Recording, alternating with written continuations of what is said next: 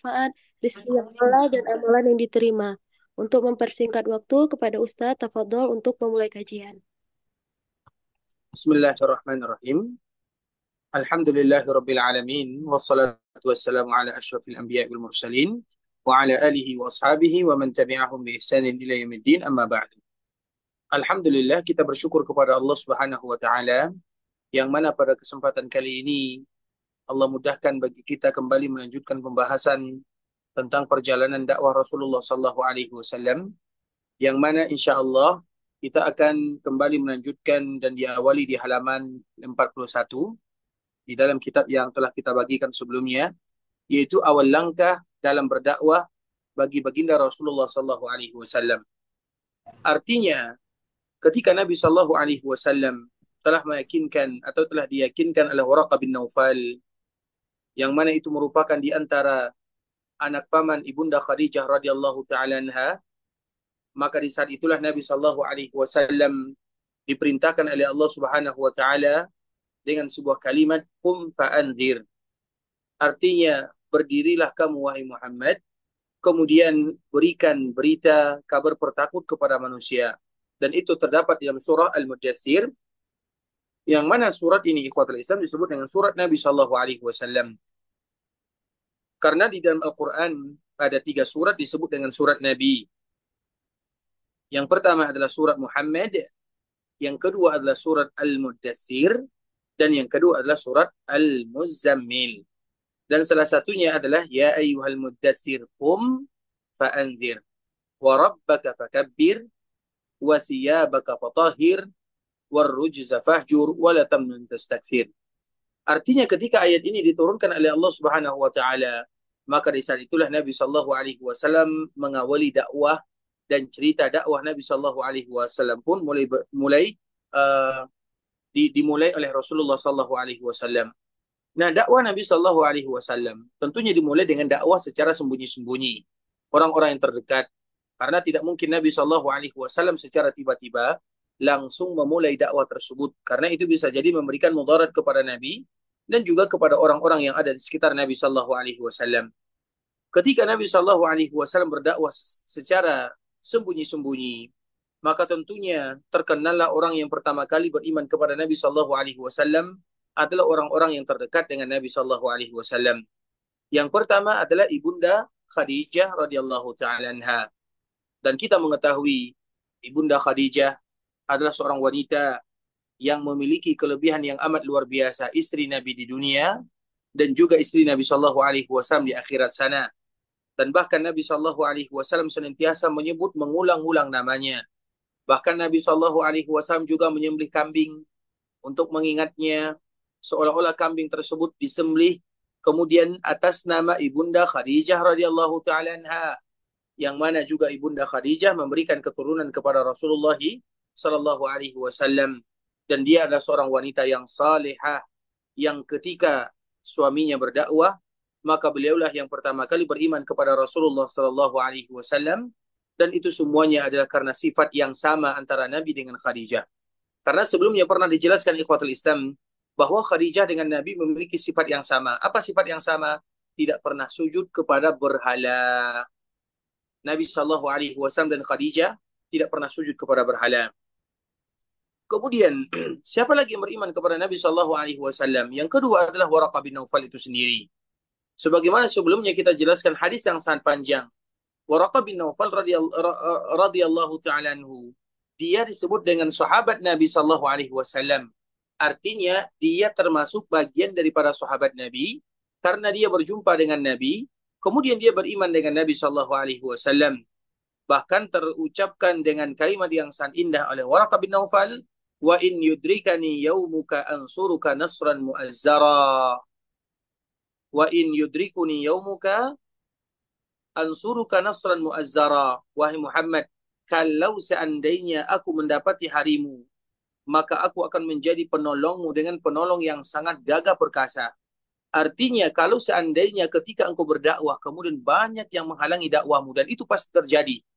Banyak orang yang menentang dakwah Nabi Shallallahu Alaihi Wasallam, maka aku yang akan berada di baris terdepan.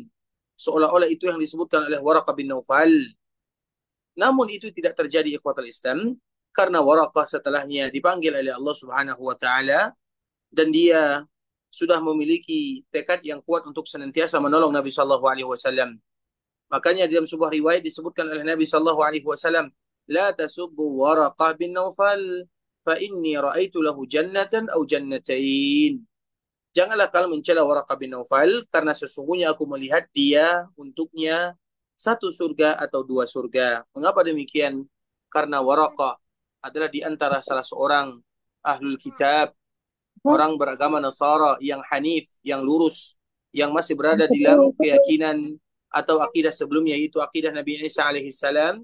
Kemudian di Dado, awal kemunculan Nabi Shallallahu alaihi wasallam, dia pun beriman kepada Nabi Shallallahu alaihi wasallam, maka untuknya dua surga. Kemudian siapa lagi yang beriman kepada Nabi Shallallahu alaihi wasallam adalah sahabat Abu Bakar As-Siddiq radhiyallahu taala anhu. Dan kita tahu sahabat Abu Bakar As-Siddiq yang mana beliau merupakan teman dekat Nabi Shallallahu alaihi wasallam, orang yang memiliki hati yang sangat lembut sekali. Namanya adalah Abdullah. Namanya adalah Abdullah. Ketika Nabi Shallallahu alaihi wasallam berdakwah, maka Abu Bakar merupakan orang yang paling awal menerima dakwah Nabi Shallallahu alaihi wasallam.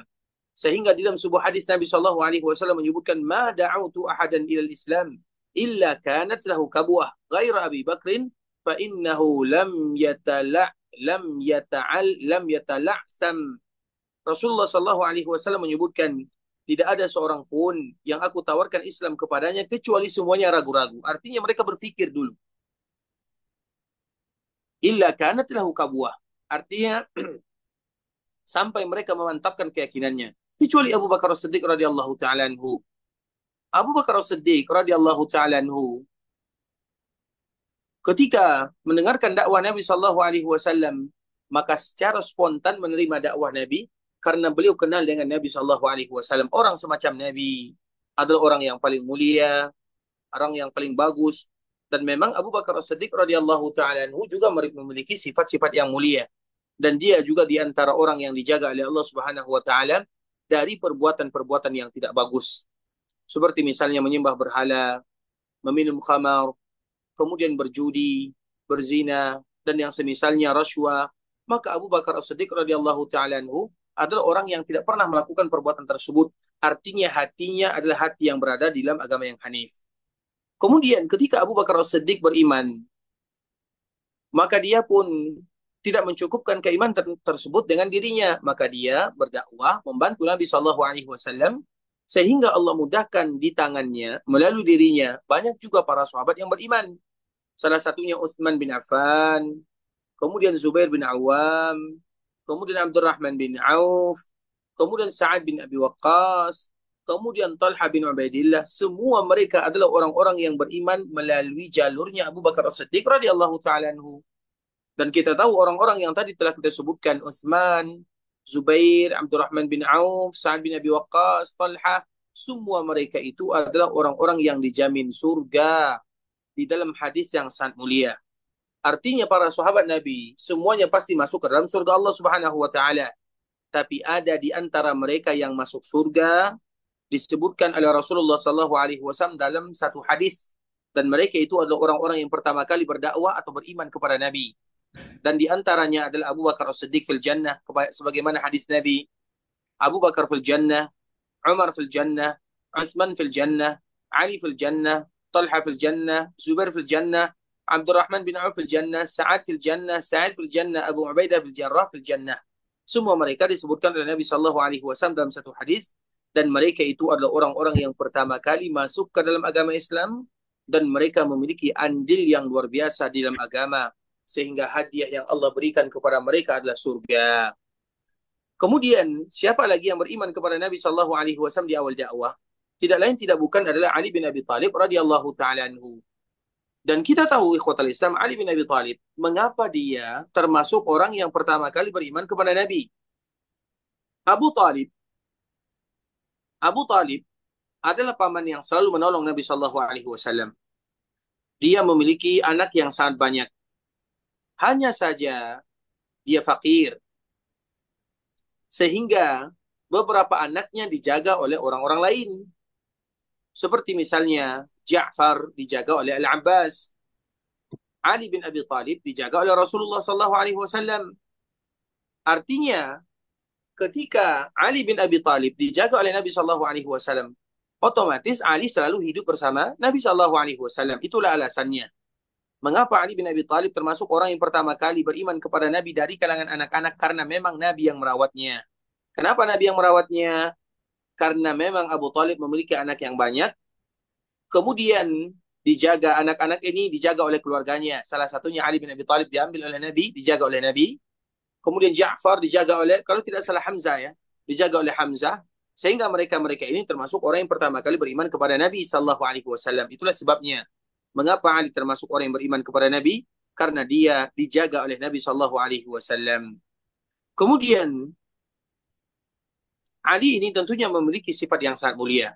Di samping beliau merupakan sepupu Nabi, beliau juga anak angkat Nabi. Kalau kita bahasakan dengan anak angkat Nabi, kemudian begitu juga Ali bin Abi Thalib adalah menantu Nabi Shallallahu Alaihi Wasallam dan namanya adalah Abu Turab.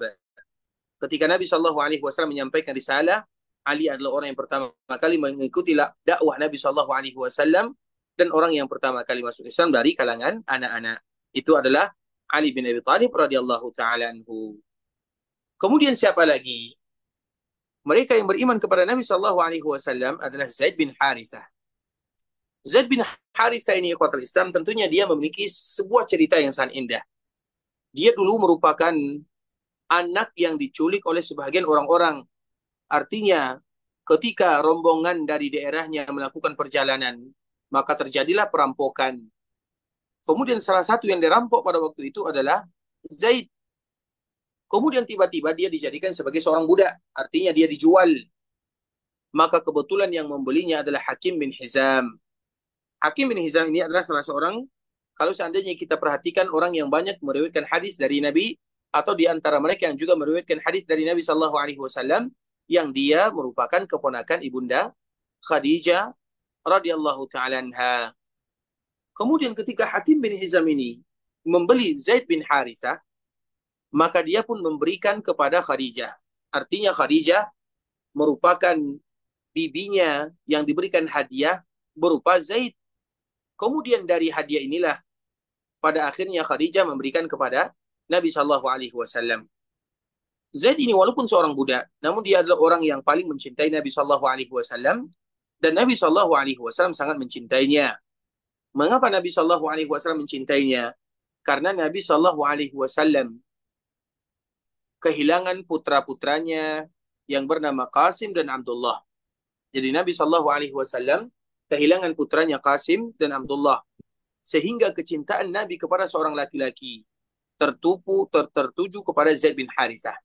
Makanya Nabi Shallallahu Alaihi Wasallam sangat mencintai Zaid. Bahkan Nabi Shallallahu Alaihi Wasallam menjadikan dia sebagai anaknya.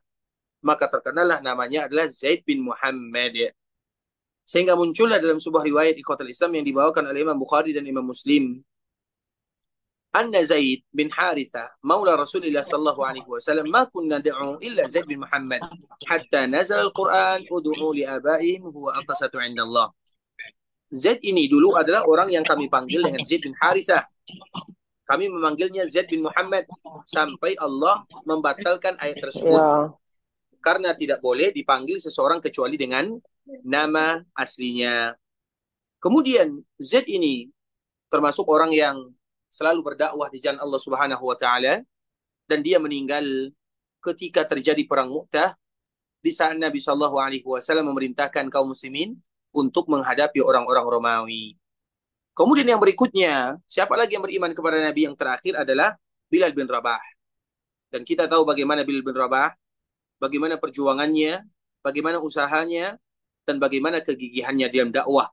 Nah, 6 orang inilah yang pertama kali beriman kepada Nabi Shallallahu Alaihi Wasallam. Artinya orang yang pertama kali beriman kepada Nabi, ibunda Khadijah, kemudian Waraqah bin Naufal, kemudian Abu Bakar As-Siddiq, kemudian Ali bin Abi Thalib, kemudian Zaid bin Harithah, kemudian Bilal bin Rabah. Mereka ini adalah orang-orang yang terbuka hatinya untuk Nabi Shallallahu Alaihi Wasallam, dan setiap orang yang beriman kepada Nabi, maka mereka mendapatkan bagian daripada pahalanya, karena semua kita pasti belajar tentang mereka, bagaimana keimanan mereka, bagaimana perjuangan mereka di dalam mempertahankan agama. Barakallahu fikum ikhwatal Islam. Semoga apa yang kita sampaikan memberikan manfaat kepada kita bersama. Dan sekarang kita lanjutkan kepada sesi yang kedua, yaitu sesi tanya jawab. Barakallahu fikum wa jazakumullahu khairan.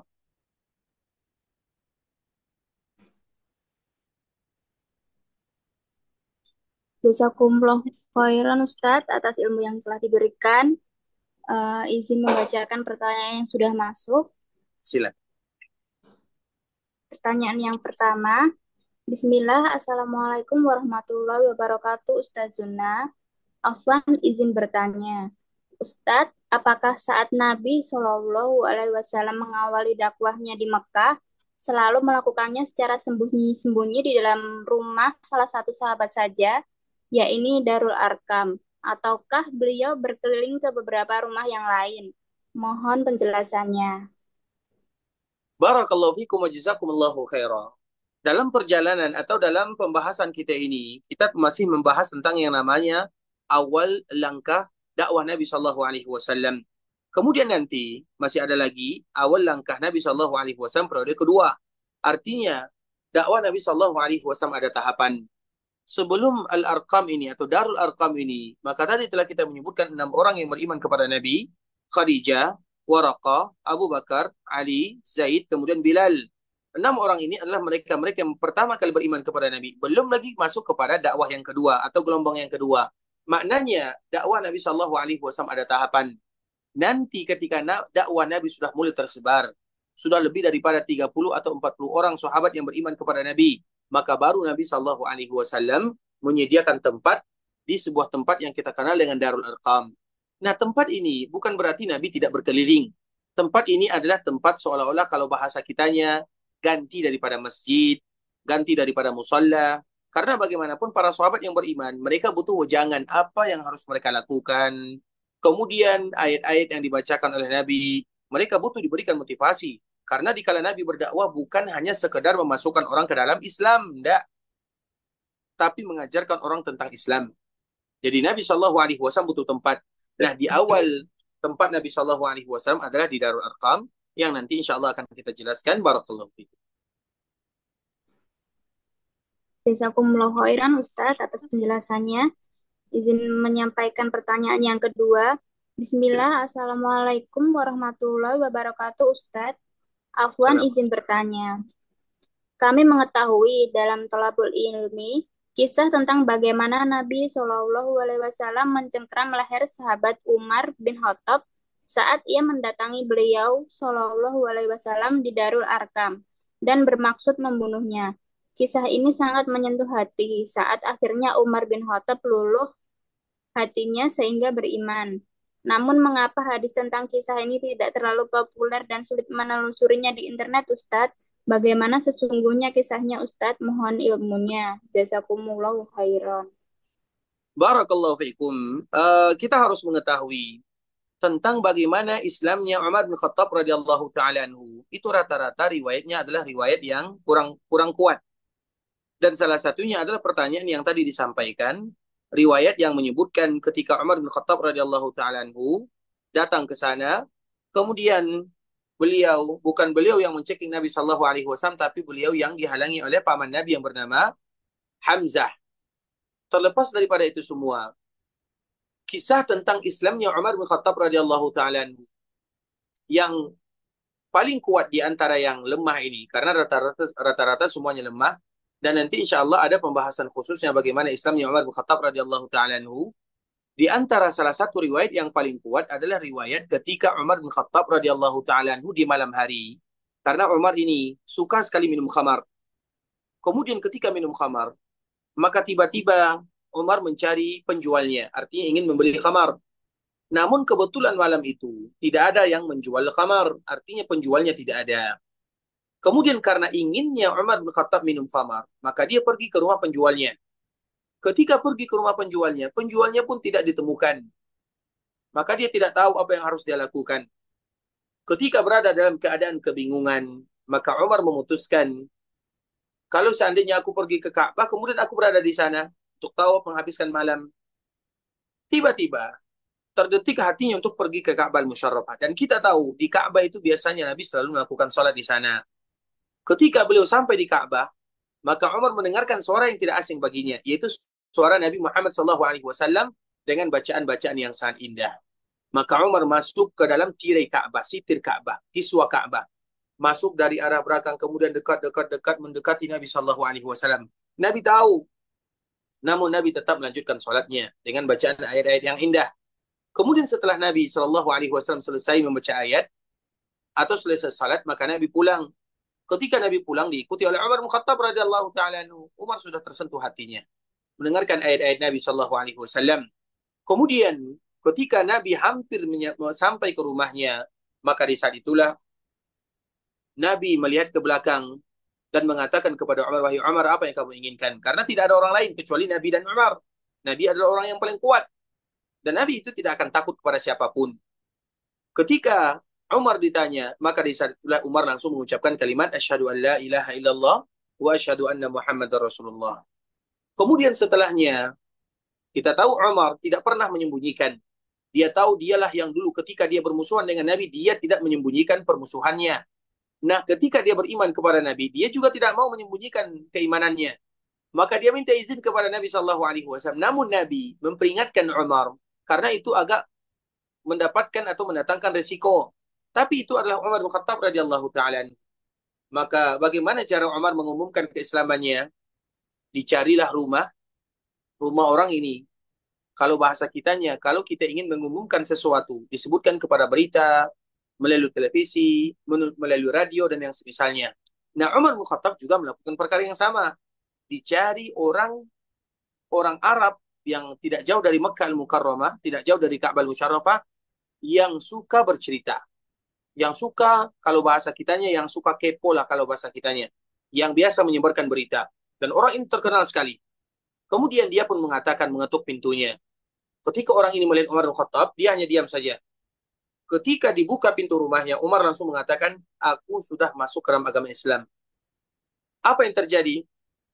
Belum lagi sampai di subuh hari atau di pagi hari, kecuali kisah Umar masuk Islam sudah tersebar semuanya di Mekah Al-Mukarramah. Kemudian terjadilah apa yang terjadi antara Umar dengan orang Quraisy. Artinya itu merupakan di antara salah satu kisah masuknya Umar ke dalam Islam.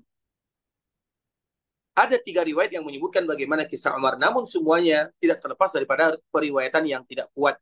Dan salah satunya adalah kalimat yang tadi ditanyakan.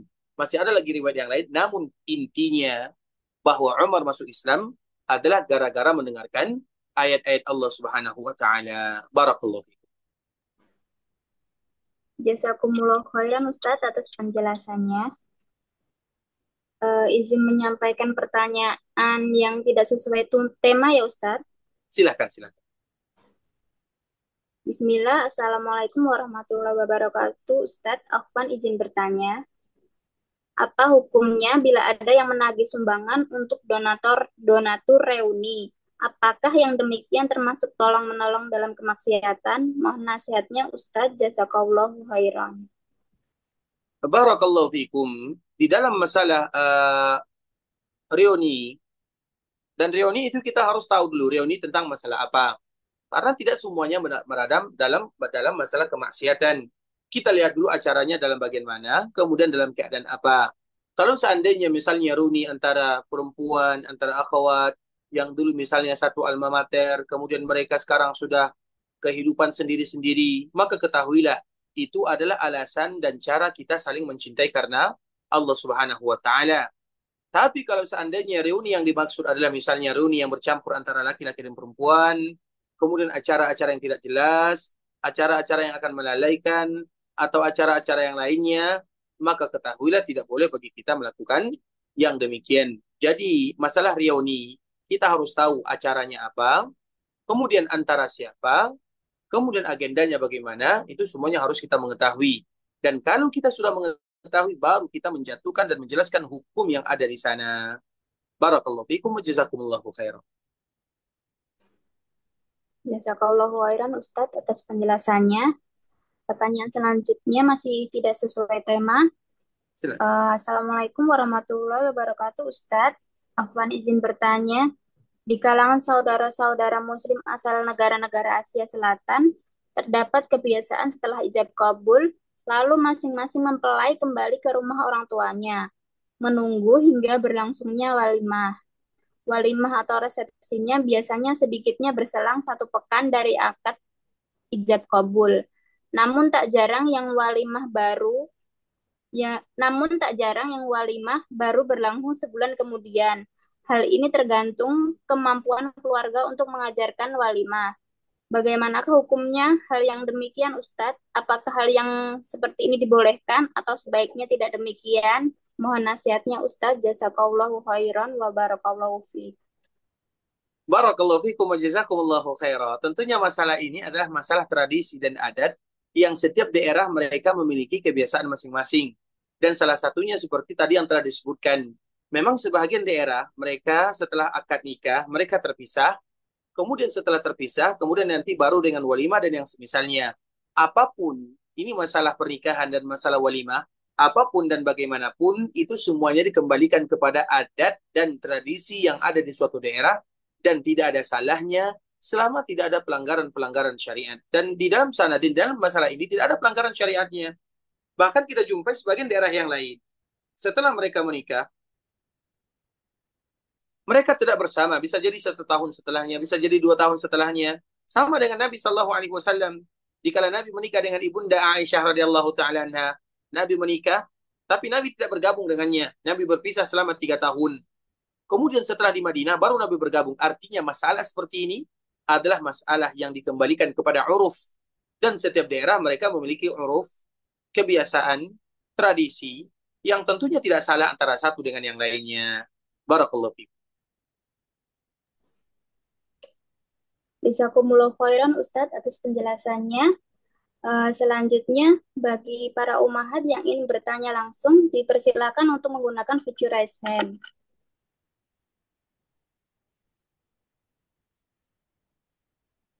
Untuk umahat Putri Swasti, dipersilakan untuk open mic-nya. Assalamualaikum warahmatullahi wabarakatuh. Assalamualaikum warahmatullahi wabarakatuh. Assalamualaikum ilaikum Ustadz. Semoga Ustadz diberkahi oleh Allah dan seluruh jamaah yang mengikuti kajian ini. Afwan Ustadz, kemarin Ana mendengar kajian Ustadz di Masjid Nabawi, itu live-nya. Kebetulan Ana waktu itu terbangun. Ustadz mengatakan bahwa Rasulullah itu lebih mencintai kaum Ansor daripada kaum Muhajirin.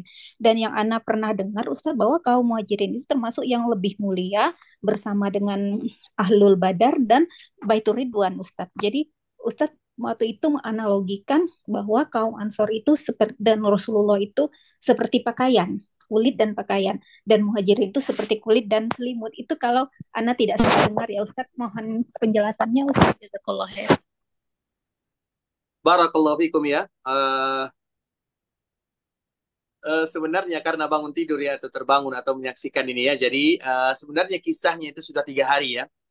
Kisah 3 hari itu maksudnya karena pembahasannya itu bukan hanya pada hari itu saja, karena hadisnya terlalu panjang. Ketika kita membahas tentang Al-Ansar, bagaimana kecintaan Nabi kepada Al-Ansar, bukan berarti Al-Ansar adalah orang yang pertama kali dicintai oleh Nabi Sallallahu Alaihi Wasallam. Sama nanti ketika kita mempelajari misalnya Ali bin Abi Thalib, bagaimana sayangnya Nabi kepada Ali bin Abi Thalib, bagaimana dia keluarga Nabi, bagaimana dia menantu Nabi. Kemudian dikala kita menyebutkan bagaimana kemuliaan Ali bin Abi Thalib, bukan berarti seolah-olah Ali bin Abi Thalib lebih mulia dari sahabat yang lainnya. Karena pembahasan kita adalah bagaimana kemuliaan Ansar dan bagaimana hadis-hadis yang berkaitan dengan Ansar. Artinya Ansar itu sangat mulia dan sangat dimuliakan oleh Nabi Sallallahu Alaihi Wasallam. Tapi kalau kita bandingkan, kalau untuk perbandingan, kita harus tahu orang Muhajirin itu juga disebut dengan Ansar. Karena orang Muhajirin mereka mendapatkan 2 gelar. Yang pertama mereka disebut dengan Muhajir, dan yang kedua mereka juga disebut dengan Al-Ansar. Sehingga semua sifat yang ada pada diri Ansar ada pada Muhajirin, karena mereka juga disebut dengan Ansar. Mengapa mereka disebut dengan Ansar? Allah yang menyebutkan dalam Al-Quran. Di dalam surah Al-Hasyr, ayat 8 Allah menyebutkan, Lil fuqara'il muhajirin alladhina ukhriju min diyarihim wa amwalihim yabtaguna fadlan minallahi wa ridwana wa yansuruna Allah wa rasulah. Mereka menolong Allah dan Rasulnya. Sehingga orang Muhajirin juga disebut dengan Al-Ansar. Setiap kemuliaan yang ada pada Al-Ansar ada pada Muhajirin. Dan setiap kemuliaan yang ada pada muhajirin belum tentu ada pada al-ansar. Barakallahu fikum.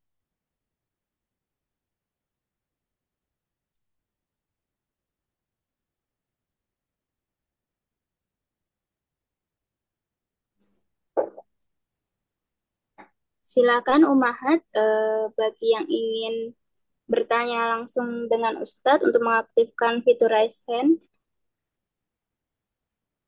Sementara menunggu yang ingin bertanya langsung, saya izin membacakan pertanyaan via chat ya Ustadz. Silakan. Bismillah Ustadz, Afwan izin menyampaikan amanah pertanyaan teman. Ya Hayu, Ya Qayyum, Ya Mujib, Ya Jalali wal Ikram, apa faedahnya zikir ini dan kapan waktu terbaik membacanya? Penanya seorang parubaya yang menderita stroke beberapa tahun terakhir, mungkin di Aceh dan sedang berjuang dengan sakitnya. Namun beliau sangat ikhlas ridho dengan sakitnya. Mohon nasihatnya Ustadz, jazakallahu khairan. Barakallahu fikum, jazakumullahu khairan. Nanti tolong ingatkan kepada kami untuk mengirimkan sebuah tulisan yang di sana ada kalimat-kalimat yang dianjurkan bagi kita mengucapkannya. Salah satunya adalah kalimat Ya Hayyu, Ya Qayyum. Karena itu disebut dengan muqaddimah dalam berdoa. Kita mengucapkan nama dan sifat-sifat Allah Subhanahu wa taala dan kita berdoa kepada Allah Subhanahu wa taala semoga diberikan kesembuhan, kemudahan, ketabahan, keikhlasan, dan Allah Subhanahu wa taala jadikan ini semua sebagai tiket kita menuju surga Allah Subhanahu wa taala. Seorang muslim di dunia, mereka merupakan orang-orang yang pasti akan diuji oleh Allah Subhanahu wa taala. Ada di antara kita yang diuji dengan sakit, ada di antara kita yang diuji dengan harta, ada di antara kita yang diuji dengan kefakiran, ada di antara kita yang diuji dengan anak, ada di antara kita yang diuji dengan keluarga, ada yang diuji dengan suami, ada yang diuji dengan istri. Dunia adalah darul ibtila, yaitu tempat di mana seorang mukmin akan diuji oleh Allah, bukan karena tidak Allah sayang. Allah sangat mencintai orang-orang mukmin. Dan di antara bentuk kecintaan Allah, Allah akan menguji mereka karena Allah menginginkan mereka berjalan di dunia tanpa memiliki dosa. Semoga Allah ampunkan dosa kita bersama. Barakallahu fikum. Jazakallahu khairan Ustadz atas jawabannya. Mohon izin menyampaikan pertanyaan kembali Ustadz yang dari luar tema. Bismillah, Assalamualaikum warahmatullahi wabarakatuh Ustadz. Apakah boleh seorang akhwat yang bercadar sholat di masjid atau tempat yang tidak terlalu dikenal atau asing dengan tetap menggunakan cadarnya karena ada beberapa ikhwan yang lewat dan terlihat? Barakallahu fikum wa jazakumullahu khairan. Kalau seandainya demikian, tentunya dikembalikan kepada keadaan. Kalau seandainya dia tetap sholat menggunakan cadar, maka tidak menjadi masalah. Terkhusus kalau seandainya dia menganggap bahwa cadar itu adalah wajib.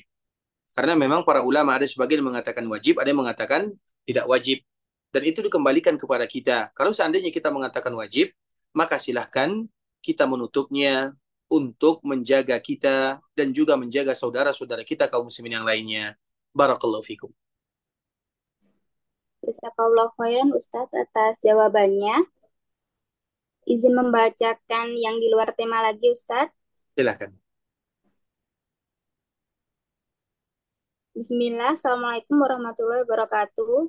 Ustadz, bolehkah menunda sholat qobliyah atau ba'diyah di waktu sholat yang lain? Sebab ada tamu sehingga tidak enak meninggalkan tamu terlalu lama untuk sholat sunnah secara lengkap. Semisal saat sholat sunnah di waktu zuhur. Mohon penjelasannya Ustadz. Jazakallahu khairan wa barakallahu fiik.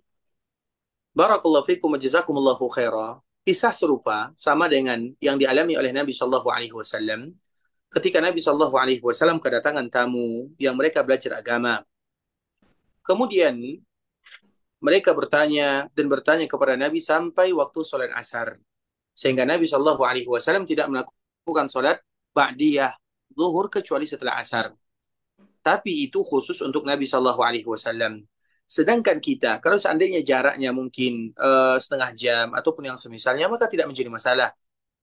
Tapi kalau seandainya jaraknya terlalu lama, maka kita lihat keedah saja. Menjaga, menghormati tamu, menyambut mereka itu adalah kewajiban. Sedangkan sholat sunat itu hukumnya adalah sunnah. maka kita dahulukan yang wajib daripada yang sunnah. Kalau seandainya tidak bisa bagi kita untuk menggabungkannya. Tapi kalau seandainya bisa bagi kita menggabungkannya, apalagi ceritanya misalnya cerita-cerita biasa, maka kita minta izin. Tapi kalau itu merupakan tamu jauh, yang jarang datang berkunjung misalnya, maka tentunya kita sudah mendapatkan pahala dari Allah Azza wa Jal, karena ada kewajiban yang membuat kita tidak bisa melakukan yang demikian. Barakallahu fikum. Jazakallah khairan Ustadz atas penjelasannya. Izin menyampaikan pertanyaan kembali Ustadz, ya, yang dari yang luar tema. Bismillah Ustadz, Afwan izin bertanya, apakah yang dimaksud bahwa wanita diciptakan dari tulang rusuk yang paling bengkok? Apakah tulang rusuk itu adalah tulang laki-laki yang akan menjadi suaminya? Sedangkan ada wanita yang menikah beberapa kali dan ada wanita yang tidak menikah. Jazakallah khairan Ustadz. Barakallahu fikum ikhwatal Islam. Wanita diciptakan dari tulang rusuk yang paling bengkok, dan yang paling bengkok itu adalah yang bagian bawah. Tentunya banyak penafsiran di sana. Salah satunya betul-betul itu adalah ibunda kita Khadijah, ibunda kita Hawa. Ibunda kita Hawa, penciptaannya dari Allah Subhanahu wa taala, yaitu dari tulang rusuk Nabi Adam alaihissalam. Sedangkan keturunannya sama, sebagaimana Adam diciptakan dari tanah, sedangkan kita diciptakan dari sulbi ayah kita. Artinya itu adalah awal muasal, asal muasal penciptaan. Kemudian itu dari segi penciptaan. Sedangkan dari sifat, kita tahu sifat wanita. Terkhusus bagi kita yang sudah punya anak perempuan misalnya, itu tidak sama. Misalnya kami saja misalnya punya anak, kami namakan dengan Aisyah misalnya. Misalnya ada makanan, diberikan salah, tidak diberikan salah. Maju salah, mundur salah. Itu adalah sifat.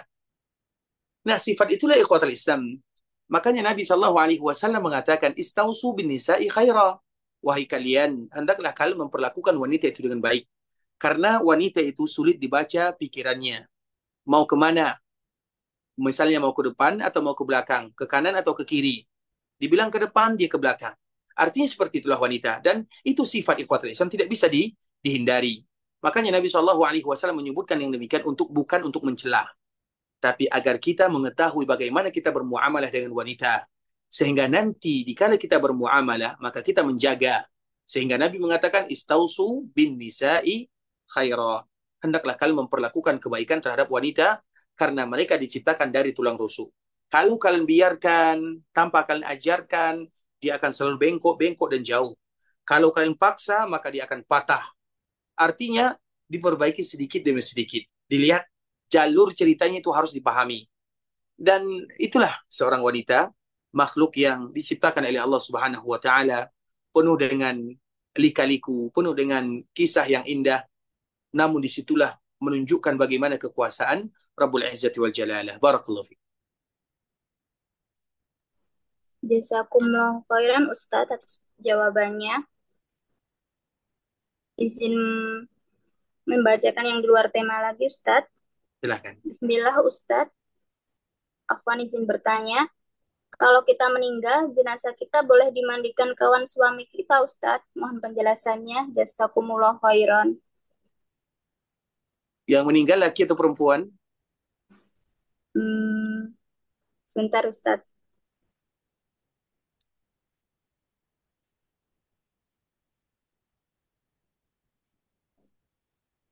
Baik, kalau seandainya dilihat dari pertanyaannya, kawan suami, berarti pertanyaannya kalau kita meninggal, berarti seorang istri.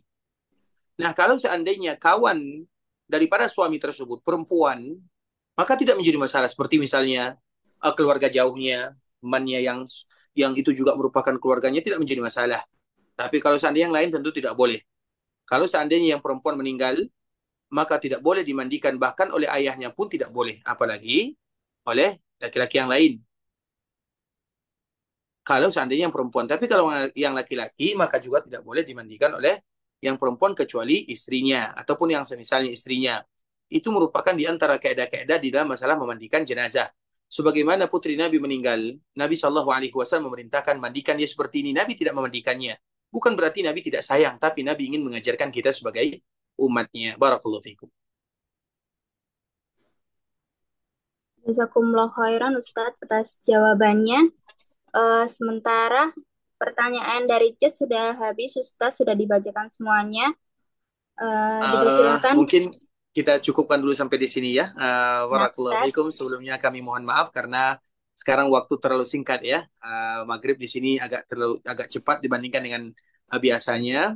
Dan semoga Allah Subhanahu wa taala memberikan kemudahan dan keberkahan kepada kita bersama.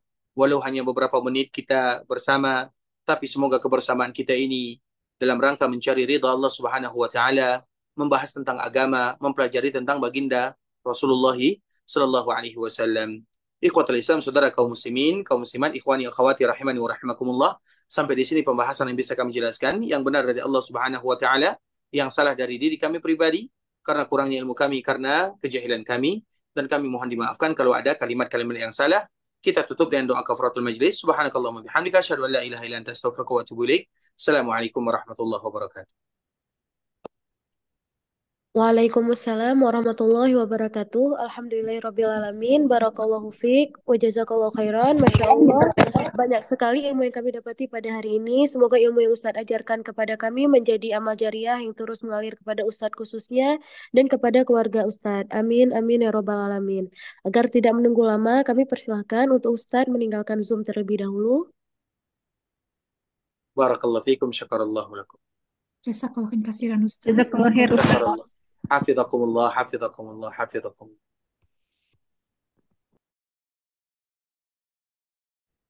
Demikianlah Umat kajian kita hari ini. Insya Allah kita bertemu kembali di kajian kita mendatang. Kami dari Besti Mengaji memohon maaf jika selama kajian banyak kekurangan. Semoga bisa lebih baik lagi dalam penyajian di kajian mendatang. Segala kesalahan itu datangnya dari kami dan yang benar itu datangnya dari Allah Subhanahu wa taala, dan semoga Allah memberikan keistiqomahan untuk kita dalam menuntut ilmu syar'i. Sekian dari kami. Wassalamualaikum warahmatullahi wabarakatuh. Waalaikumsalam warahmatullahi wabarakatuh. Jazakallah khairan. Wajazakillah khairan katsiran.